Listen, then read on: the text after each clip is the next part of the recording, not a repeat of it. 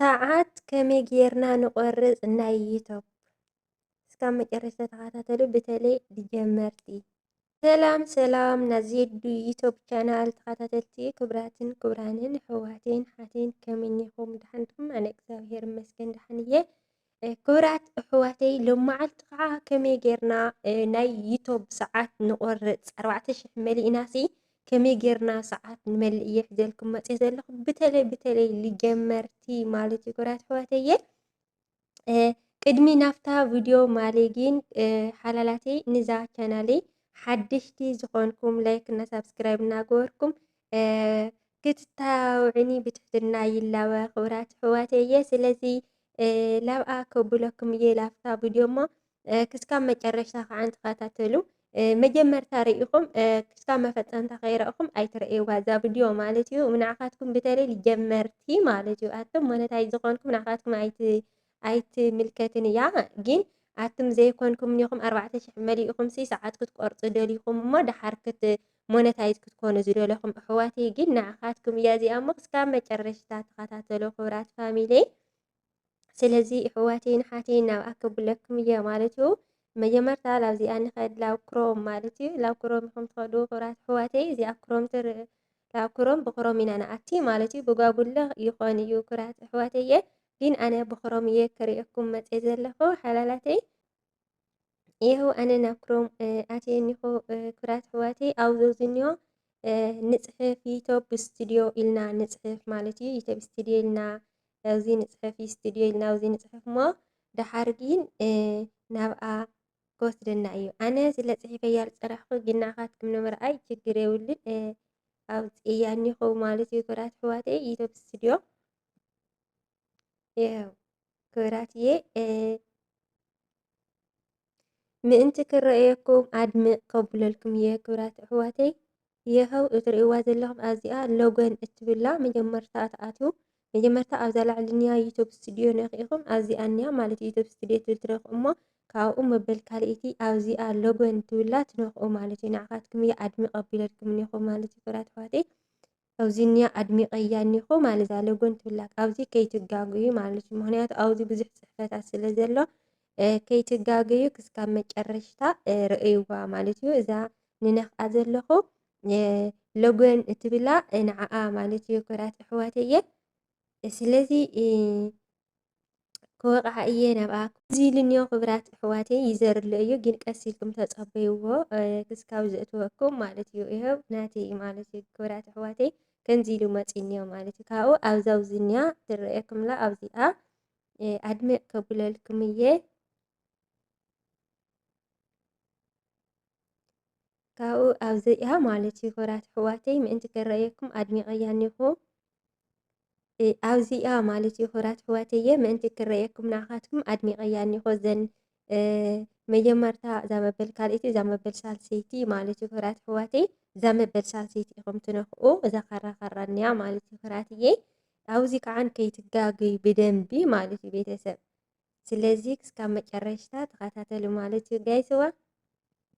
ኣነ ነኽእያ እኒኹ ማለት እዩ ከምዚ ኢላ ትለይኛ ተፀበይዋ ንእሽተን ተፀበይዋ ማለት እዩ ጋይስ። ርአ ከምዚ ኢሉለይ እኒኦ ማለት እዩ ክቡራት ኣሕዋተይ። ድሓር ኣብዚ እኒኦ ኣፅብብ ከብሎ እየ ምክንያቱ ንዓኻትኩም ንምርኣይ እየ ኣግፈዮ። እንደለኹምጓ ቪድዮ ብዙይ ከዓን ሰርች ገይርኩም ክተምፅዎ ትኽእሉ ኢኹም። ግን ኣነ ኣብዚ ዋላ ክቆርፅ ይኽእል እየ ንዓኻትኩም ንምርኣይ። ኣብዛ ታሕቲ እኒኣ ማለት እዩ ሓንቲ ቪድዮ ከወቅዕ ካብኣ ኦኬ ወቂዐ እኒኹ ማለት እዩ ጋይስ። ዋኒ ከምዚ ገይረ ከግፍሖ እየ ንዓኻትኩም ንምርኣይ ክቡራት ኣሕዋተየ። ይኸው ንዓኻትኩም ንምርኣይ ኣግፊሕ ኣቢለያ እኒኹ ማለት እዩ። ምክንያቱ ኣብዚ ኒያትኩም ከምዛ ናይ ቴሌቭዥን ትመስል ናይ ቴሌቭዥን ትመስል ኣብዚኣ ትነኽኡ ማለት እዩ ክቡራት ኣሕዋተይ። ትነኽኡ እሞ ካብኡ ቀስ ኢልኩም ማለት እዩ ትነኽእዋ። ነኽእያ እኒኹ ተፀበይዎ። ይኸው ከምዚ ኢሉ መፂልና እኒኦ ማለት እዩ ክቡራት ኣሕዋተየ።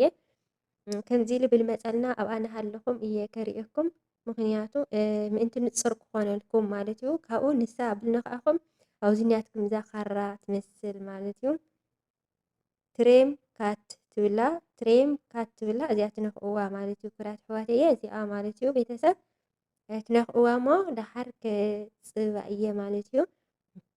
ስለዚ ብጣዕሚ እዩ ቀሊል እዩ ኩራት ኣሕዋተይ ቀሊል እዩ። ግን ኣነ ቆሪፀየ ነይረ እንዴ ግን ንዓኻትኩም ንምርኣይ እየ ዝቆርፆ ዘለኹ እምበሪ ቆሪፀየ ነይረ እየ ግን ብዙሓት ኣሕዋተይ ቆሪፅኪ ኣርኢና ስለ ዝበላኒ ኣነ ከዓን ንዓተን ንምርኣይ እየ ኣምፅእያ ዘለኹ። ብዙሕ ሰብ እዩ ብእውነት ብውሽጢ ዝሓተካ።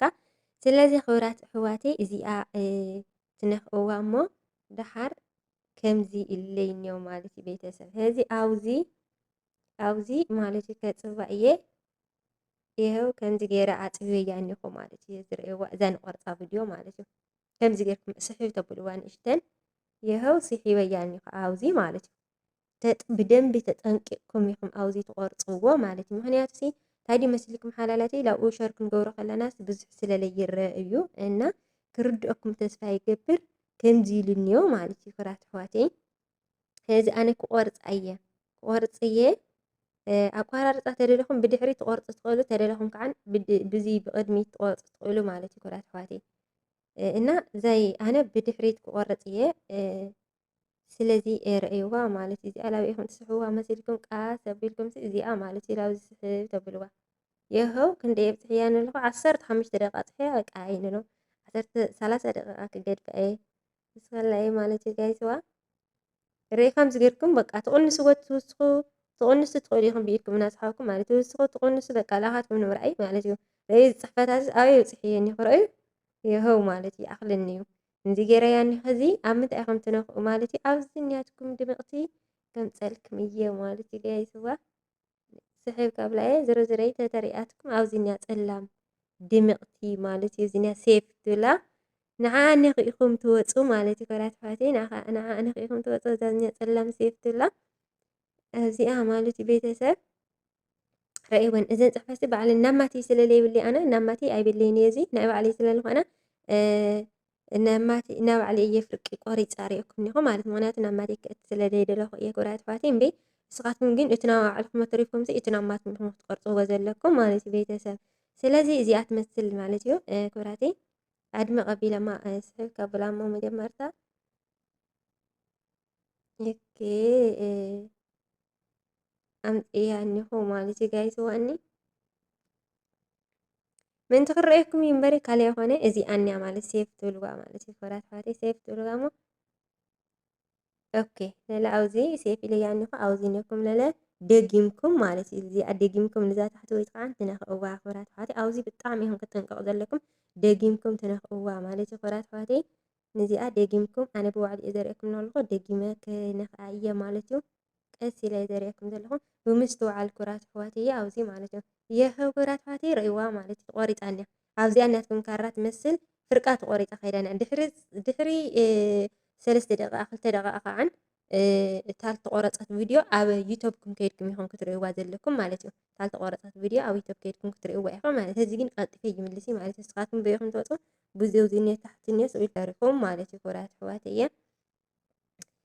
ስለዚ ናይ ሎም መዓልቲ ናይ ኣቋራርፃ ሰዓት ምክንያቱ 4000 ሰዓት መሊእናሲ ምቑራፅ ዝኣበየና በተለይ ናብ ማትና ዝገበርና ማለት እዩ ናብ ማትና ዝገበርና ኣሕዋተይ ንዓኻትክን እያ እዚኣ ማለት እዩ። ብጣዕሚ ይቀሊል ብኽሮም ኣቲኽንሲ ብጣዕሚ ይቀሊል ማለት እዩ ኩራት ኣሕዋተይ ብእውነት ኩሉ ነገር ዝከቢድ ይመስለካ ብዓይንኻ ስለለይረአኻዮ እምበሪ ብጣዕሚ ይቀሊል ኩራት ኣሕዋተይ እናተረዲኣትክን ክትከውን ተስፋ ይገብር ማለት እዩ። መጀመርታ ብኽሮም ኣቲኽን ከምዛ ካብ መጀመርታ ትሒዝክን እዛ ቪድዮ ኣስተውዒልክን እንድሕር ገርኩምዋ ኮይንኩም ሰሪሕኩምዋ ኮይንኩም ያ ትጠቕመኩም እያ ኩራት ኣሕዋተይ ብጣዕሚ ይቀሊል እና ቤተሰብ እና ክብራትን ክብራንን እያ ናይ ልማዓልቲ ቪድዮና እዚኣ ትመስል ማለት እዩ ቤተሰብ። ስለዚ ብእውነት ከምዚ ሲ በቃ ክንደይ ኣሕዋትና እየን ብውሽጢ በተለይ ብቴሌግራም ክንደይ ሓቲተና ግዜ ኣይረኸብኩን እየ ሓቂ ሕጂ ግዜ ኣይረኸብኩን እምበሪ ሰሪሐ እየ ክለቅቕ ልብል በቃ ወላ ለቐቕልናይ ደ ግዜ እንድሕር ለይብላ ኮንክስ ወላ ለቐቕልናይ ደ ዝብላ ኣሕዋትና ብዙሓት እኒዋ ማለት እዩ ኩራት ኣሕዋተይ። እዚ ግን ሕቶኹም ተመሊስኩም ክኸውን ተስፋ ይግበር ቤተሰብ። ስለዚ ቀሊል እዩ ከምዚ ጌርክን ኣቲኽን ክትቆርፁ ትኽእላ ኢኽን በተለይ ናብ ማትክን ማለት እዩ ምክንያቱ ኣነ ቪድዮ ስለዝሰርሕ ዘለኹ ናብ ማተይ ክእትው ስለለይደለኹ እየ ሓላላተይ እና ናይ ልምዓቱ ቪድዮና እዚኣ ትመስል ማለት እዩ። እስካብ መጨረሻ ተረዲእኩም ክኸውን እውን ተስፋ ይግበር። ክቡራትን ክቡራንን ነዛ ቻናል እውን ብድጋሚ ሓደሽቲ ዝኾንኩም ብእውነት ላይክ እና ሳብስክራይብ እናገበርኩም ምትብባዕኩም ኣይፈልየኒ። ኣተባብዕኒ ክቡራት ኣሕዋተይ ንባዕሊ ጋሻ እየ ዘለኹ ማለት እዩ ቤተሰብ። ስለዚ በተለይ ልጀመርቲ ማለት እዩ ኣነ እኳ ኩሉ ሓሊፍ ግን ንጀመርቲ እዚኣ ንጀመርቲ በተለይ ንዓኻትክን ትጠቕመክን እያ ክቡራት ኣሕዋተይ። ስለዚ እስካብ ሕዚ ፅን ኢልኩም ዘዳመፅኩምኒ ኣብ ትገብርዎ ፆምን ፀሎትን እግዚአብሔር ኣምላኽ ፅን ኢሉ የዳምፅኩም ክቡራት ኣሕዋተይ እየ። ይመችኹም። ብጣዕሚ እየ ዝፈትወኩም፣ ብጣዕሚ እየ ዘኽብረኩም። እትገብሩለይ ዘለኹም ርእይቶኹም፣ እትገብሩለይ ዘለኹም ሓሳባትኩም ብእውነት ቃላት የብለይን እየ ብጣዕሚ እና ክቡራት ለዛ ቻናል ሳብስክራይብ እና ላይክ ኮመንት ሸር ብምግባር ቤተሰብ ኩኑ